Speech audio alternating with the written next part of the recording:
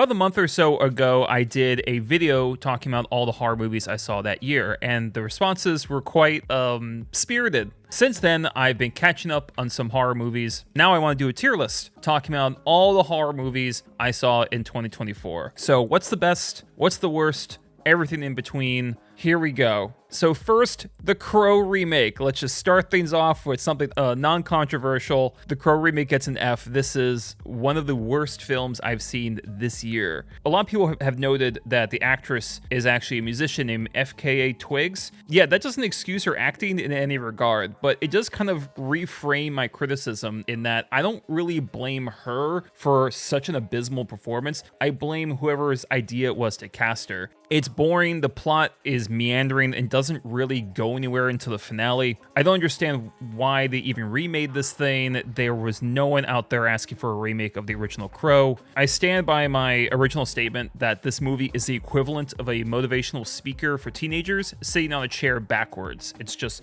a try-hard, horribly paced cringe fest with nothing that made the original special. The only purpose of this movie really is for people to make kind of over-dramatic TikTok edits of the main two stars. Alien Romulus, which I'm going to be slightly generous and give it a B. I really liked this movie up to a point. I love the fact that it still felt atmospherically true to the Alien franchise. It was gritty, it was ominous, but also it started to deviate. The plot delved a bit more into androids, their psychology, and their function. I love the use of yellow and reds in the color scheme as opposed to the kind of brown and blue that we're used to. I honestly thought that maybe the Alien franchise was just dead in the water and there's nothing new they could really do with the Alien life cycle, but this movie surprised me. They made facehuggers scary again. They showed different aspects of the life cycle that I quite enjoyed. The problem is the fan service is just abysmal, and the worst part is that it's totally unnecessary. I see reviews like, well, I'm a fan and I got service, and all I can think in response to that is, well, good for you. You sure do take instructions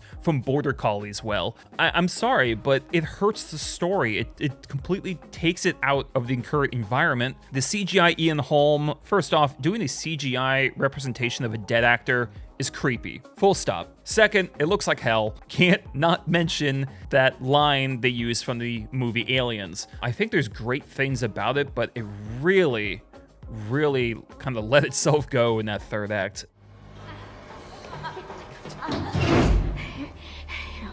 Hey, we're almost there. We're almost there. You're so close. Just gotta hang in there.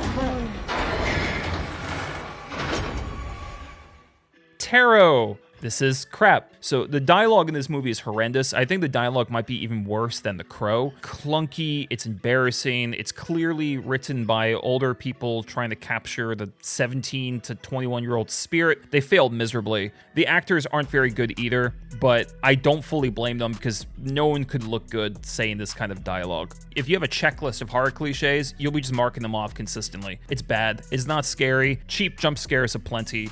Don't watch it. Apartment 7A, I am so torn between a C and a D here because it's probably technically more of a C. There's really good production design. The lead actress does a great job, but then it keeps falling back on just doing Rosemary's Baby. Fuck this. I'm leaving that a D. I'm sorry. It probably should be a C. Rosemary's Baby is a fantastic movie, and when I'm watching your movie, it should never enter my brain of, oh, maybe I should just watch that one instead. That should never happen. It's not scary, and it just repeats the fucking movie note for note, and I cannot support that. Even if you're remaking it, you should be deviating as much as you can while keeping the spirit alive. At least the Crow remake was actually kind of different. It was terrible, but at least they deviated. This doesn't. It's copy and paste. And don't tell me they remade this out of some kind of deep artistic purpose. No, they remade it because they wanted to get some cheap nostalgia out of it. And that's what they ended up with. Here's another one that a lot of people told me to watch, and that's Smile 2. Everyone wants me to put S, and I think that's ridiculous. I will say this, it is significantly better than the first Smile. I didn't like the first Smile. It was too reminiscent of It Follows and Truth or Dare. I don't think the concept is inherently scary. I find it more cringy than anything. The protagonist is unlikable, and that birthday party scene is hilarious. Like, one of the funniest scenes of cinema that year. Please tell me that you see somebody. Please.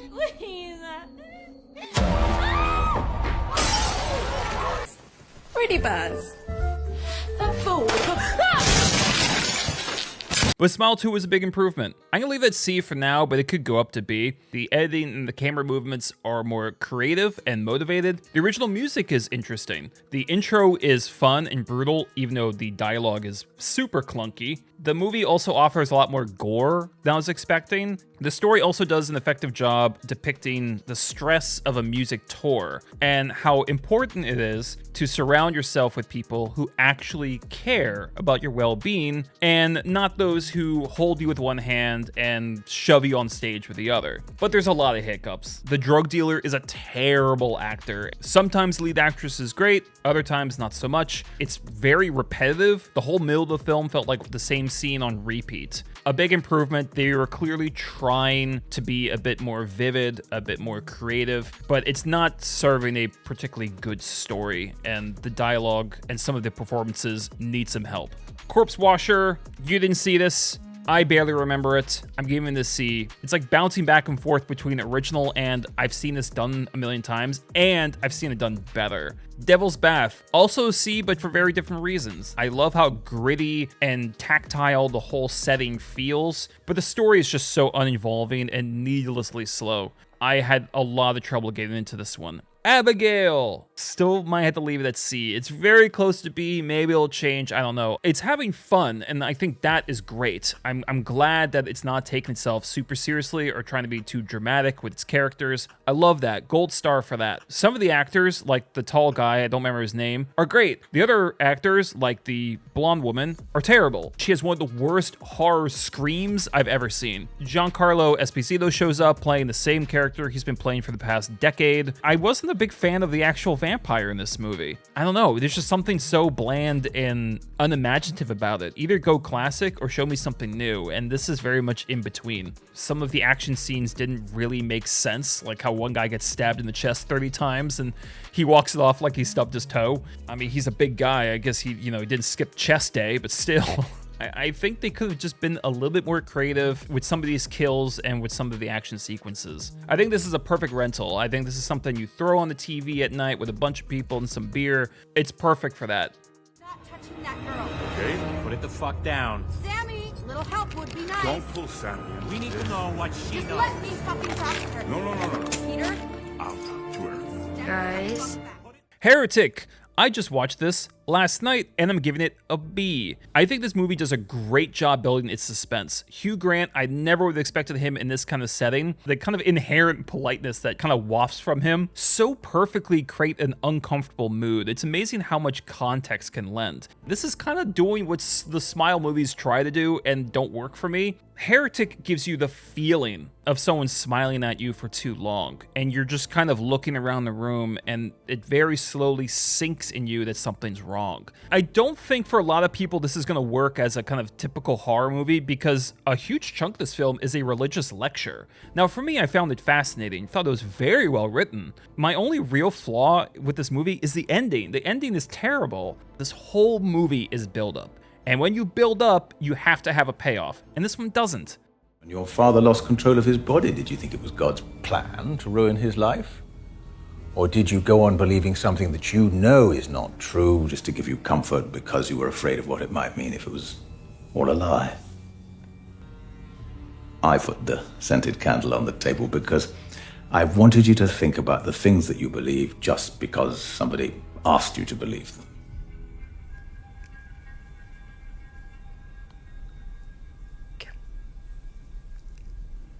Can we use your phone? Exhuma! Everyone's gonna turn off this video. God damn it. I'm sorry.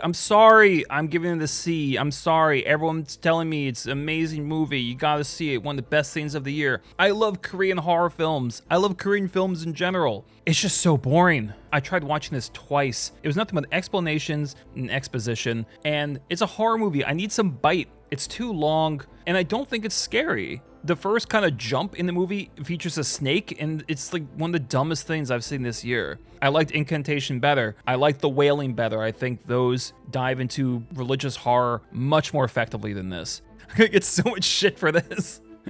I can't. Go watch it if you want to see it. There's definitely talent on screen. Milk and Cereal. Especially wanted to shout this out because I think this is a really good movie to watch if you want to make a film, if you want to make a short series on YouTube or something like that. I'm giving Milk and Cereal a B. I wish it leaned more into its horror aspects rather than its time jumps. The horror elements here are so eerie. I just wanted more of that. I wanted more of the killer. I wanted more of that actor. Again, having someone switch that comedy into horror can be so effective, and it works beautifully here. Hey guys, just a little update. I had to leave the party for a second because did something. Told myself I wasn't gonna do this stuff anymore, but here I go. All right, handling the undead.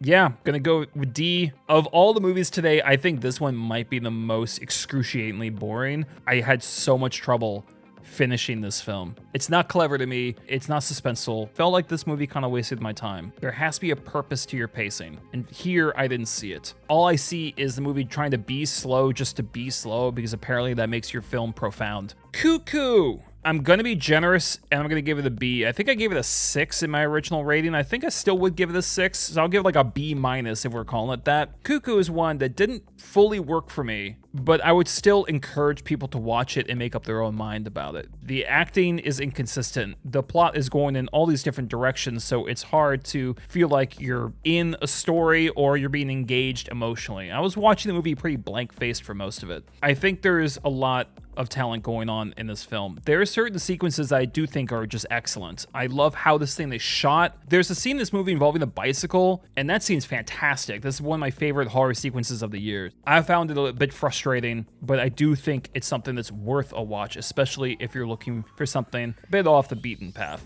Immaculate.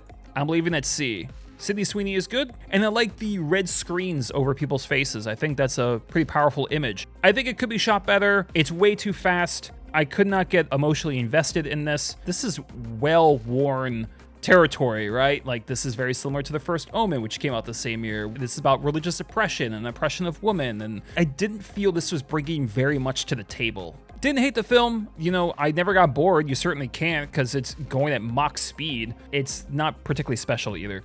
Substance. Hello, S. Everyone's talking about this movie because it's so crazy. It's gross. And all of that is true. But I think it's also worth saying that this is just a very well put together film. The cinematography is gorgeous. The music cues, the timing of some of these music cues, the performances, the excellent makeup effects. I mean, they really go all in with some of this, and it just escalates at such a perfect pace. For a long movie, I never felt bored, and I never felt like it was rushing either. This is just such a great film that benefits from how unbridled it is. I have to give people what they want. That's what keeps the shareholders happy. And people always ask for something new. Renewal, it's inevitable. At 50, well, it stops. In a Violent Nature, I have to leave it at C. For me, In a Violent Nature is a really interesting concept that conceptually didn't work. A slasher movie in the vein of Jason, but from the killer's perspective. Trudging along through the woods, and then boom, like really grotesque, interesting, entertaining gore, and then he's just walking. Bad actors over here. The movie does a very accurate job describing what someone like Jason is doing through these movies. It's one of those things where you're hindered by your own idea. 70% of this is a guy walking in the woods, and I could do that myself. All right, Infested. This is a French movie about spiders. I gotta put it in didn't watch category. It is very high on my watch list. I just couldn't watch it in time for this video. I did watch Sting. Okay, I'm gonna leave it at C. When Sting is actually doing its spider stuff, I think it works. The practical effects are great. They're disgusting, they're gooey, they're violent. My problem is Sting didn't really know whether to just give up on character work or kind of go all in and make us care about the characters. So just this kind of halfway thing. So tonally, I think this movie isn't quite sure what it's going for. I would have liked it to be either a bit more serious or a bit more goofy. It had more of kind of a seesaw thing going on. Trap, D. God damn it, this movie. Trap is so stupid and falls apart if you give it any thought whatsoever. It's contrived to the max. Characters do not act like real people, they do not talk like real people, and everything is so damn easy for this protagonist. I mean, from the larger aspects to the smaller ones, nothing makes sense. Saying that, it is still kind of fun in that first act to watch him, to try to see where his mind is going and seeing him try to get out of this situation. The dialogue is bad, the acting is horrible. I don't know what dirt M. Night has on everyone else. Maybe he took some photos at the P. Diddy party, who knows? And I don't understand the hard-on people have for M. Night and give him every excuse under the sun.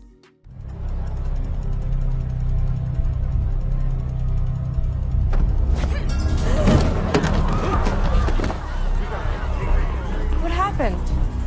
I think that woman drank too much, lost her balance. Let's clear out and give him some space. Inheritance, The Inheritance. Nothing really to say about this one other than that, similar to Tarot, this is a checklist of cliches. The only thing is the dialogue is slightly less horrible, so it's getting D. A lot of people ask me why Late Night with the Devil wasn't on the list. It's technically 2023, but come on, all of us saw it this year.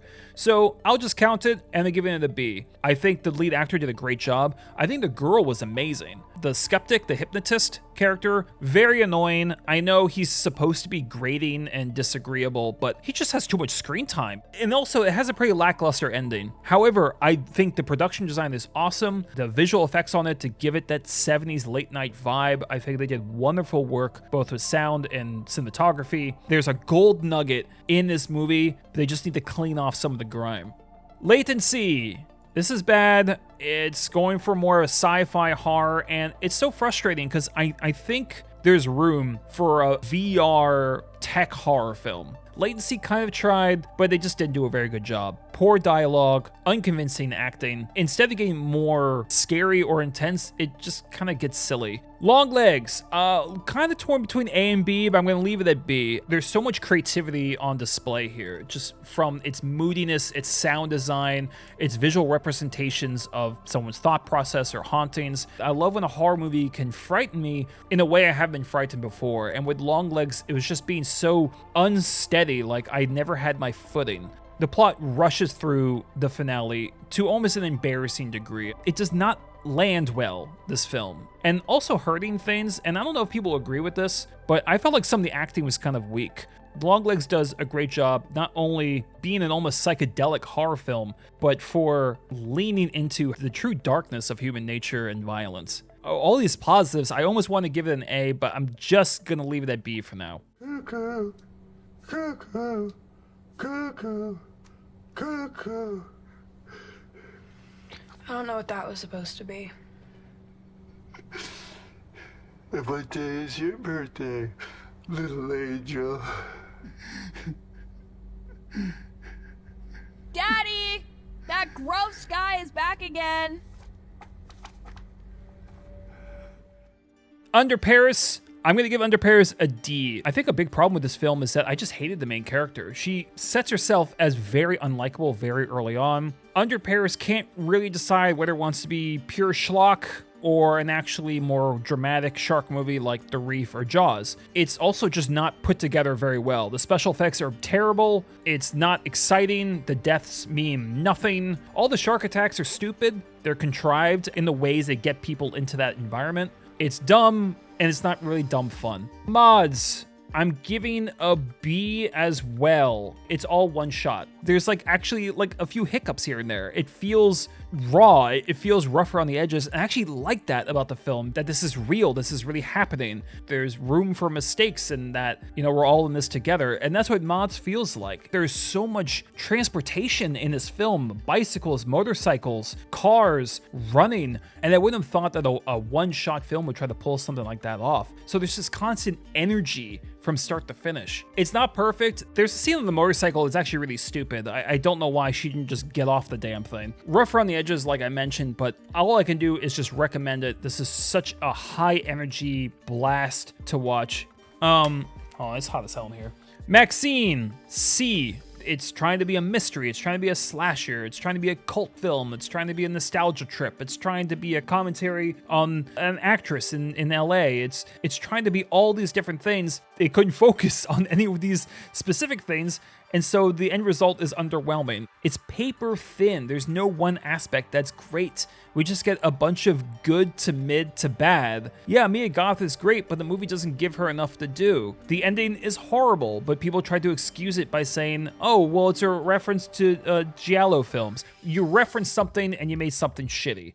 That's not an excuse. It's just bad, and it doesn't reflect the rest of the film at all. There are good elements in this film, but lack of focus really did this movie a disservice. Come on, you gonna need my help, MaXXXine.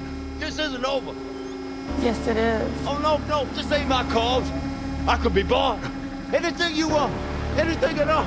Oh, no, please. First Omen! Absolutely love this film. My only issues with this film are its actual attachments to the Omen franchise, but then everything else I just think is brilliant. The lead actress does a fantastic job, and just the way things are framed, how a character looks in the morning. There's so many great decisions in this film to make you feel the way that you're supposed to feel, and that is good filmmaking to me. A woman smiling maniacally while she's giving birth and drugged up. That is more horrifying than anything I saw in either Smile film. I could just go on and just list all these haunting shots that are peppered throughout this movie. It makes me want to put this at S, and you know what? I'm just gonna do it. I understand if someone just wants to watch The Omen again, watch The Omen again. This is doing something that prequels, sequels, and remakes should be doing. You take the original concept, you take some of those ideas, and you do something entirely new, and you let the director have a voice.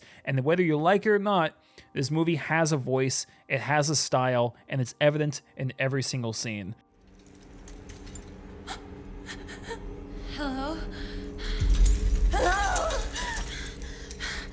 Can anyone hear me? Yes, I can hear. I can't tell if this is real or not. This is very real, Margaret. All right, let's make this quick. No Voltees, bad. It's not a good film. It's not scary in the slightest. It's a lot of what you've seen before. And honestly, from just an audio perspective, it's very shoddily put together. Audio, I'm leaving it at B. It was between a 6 and a 7. Everything with the tent is great. I think the acting is solid. The mannequin is effectively creepy, and I like that there's still kind of compartments in there. There's more to discover. My problem with the movie is some of my problems I had with Caveat, which is that the logic of the characters kind of broke the immersion for me. Maybe that's the American in me talking, where someone does something, asks for something ridiculous, and I go, no. And maybe not every culture is like that. I still saw it as a contrived way to get characters into a situation. It's a perfectly competent slow boiler of a horror film that didn't scare me, but I'm gonna leave it at B because I think there is reason to watch it. I do think there is some promising technique on display.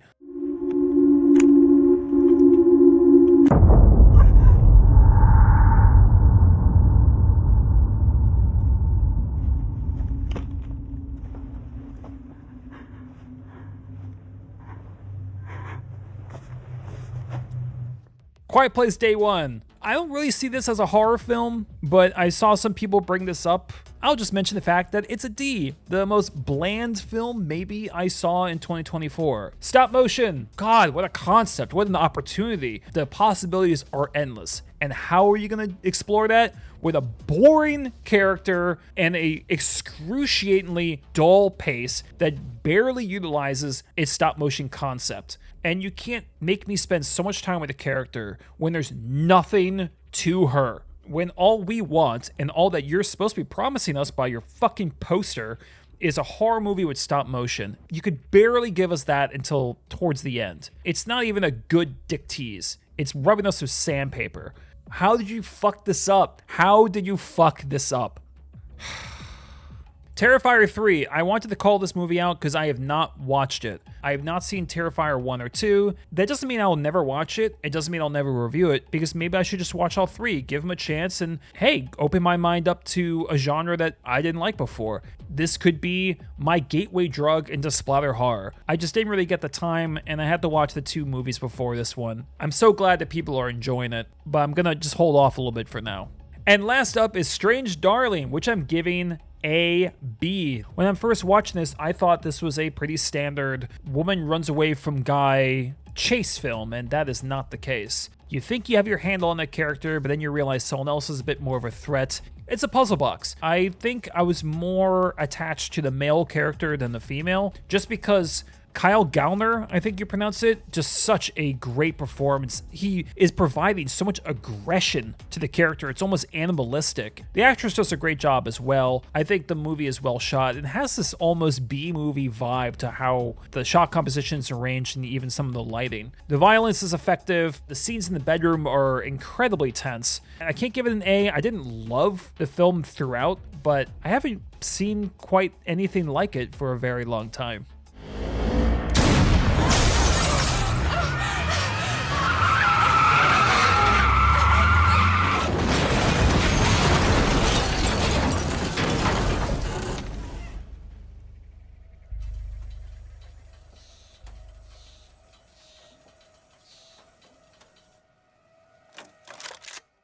That is my updated list of horror movies I've seen or wanted to note that I have not seen yet. Links to my Discord, Patreon, Letterboxd, all that fun stuff is there, and I got some more horror reviews and other reviews coming soon. Stay tuned for more fun videos, and as always, thanks for watching.